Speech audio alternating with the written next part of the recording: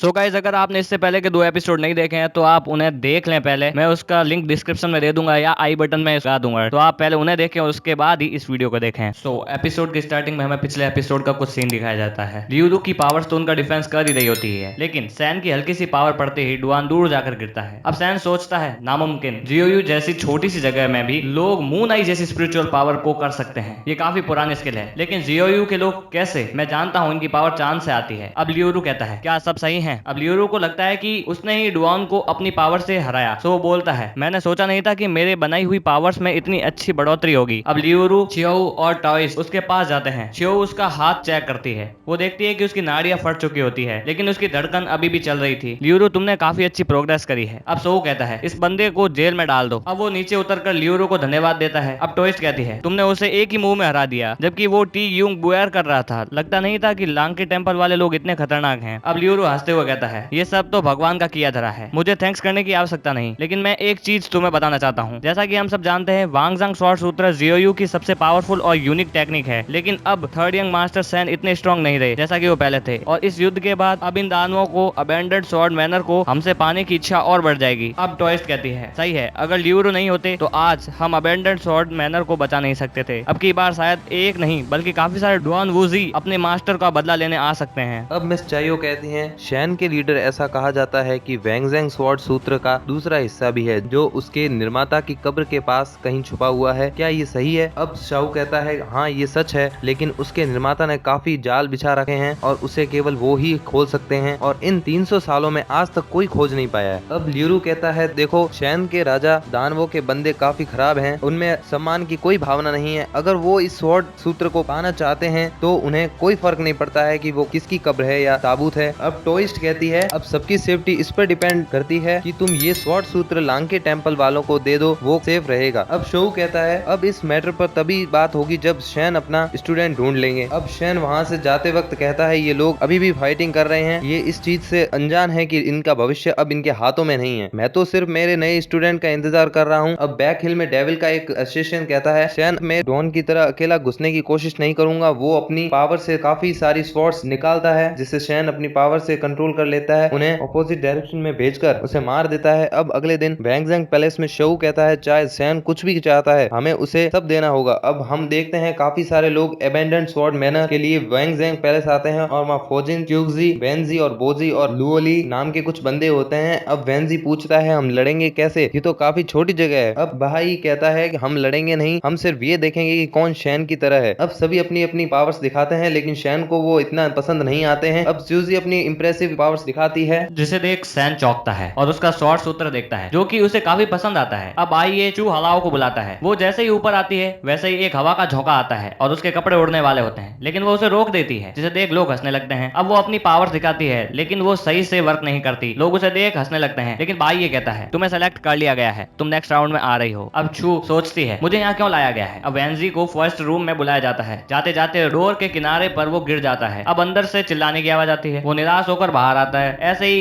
एक एक कर सब जाते हैं और मुंह उतार कर बाहर आते हैं। छू जी के साथ भी ऐसा ही होता है। अब बारी आती है छू हलाओ की। वो घबराते हुए अंदर जाती है। वहां जाते ही वो दूसरी जगह पहुंच जाती है। वो डरने लगती है। तभी वहां एक बड़ा डीमन आता है, जिसे देख छू भागने लगती है। तभी वो एक बच्ची की रोने की आवाज सुनती है। वो डीमन उसके पास बढ़ने लगता है। छू हिम्मत जुटाकर उसके पास अपनी पावर से भागती हुई जाती है और उसे पंच करती है, और वैसे ही वो अपनी आंख खोलती है। वो सैन के पास खड़ी होती है। सैन उसका स्वॉर्ड सूत्र देख कहता है ये असली चमक है एक मीटियोर की, लेकिन ये स्वॉर्ड अभी भी टूटी हुई क्यों है। अब छू दुखी होती है कि मैंने सैन पर अटैक क्यों किया। अब सैन कहता है लगता है मेरी स्पिरिट पावर शायद खराब हो गई है। उससे पहले कि मैं जीवन और मौत को मास्टर कर पाता, हमें उसकी फाइटिंग का छोटा सा सीन दिखाया जाता है और ये एपिसोड यहीं एंड हो जाता है। तो गाइस अगर आपको वीडियो पसंद आई हो तो वीडियो को लाइक करें, चैनल को सब्सक्राइब करें और मिलते हैं नेक्स्ट वीडियो में। तब तक के लिए बाय।